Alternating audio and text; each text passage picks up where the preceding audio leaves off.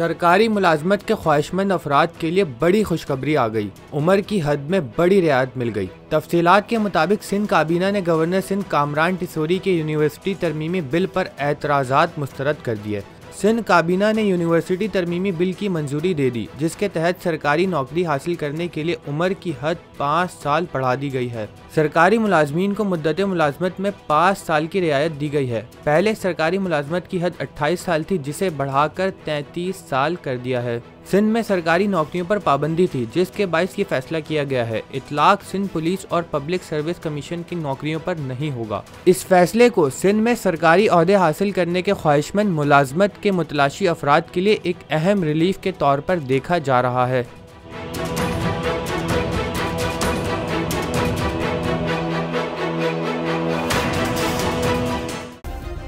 Subscribe करें और bell दबाएं ताकि कोई खबर रह न जाए।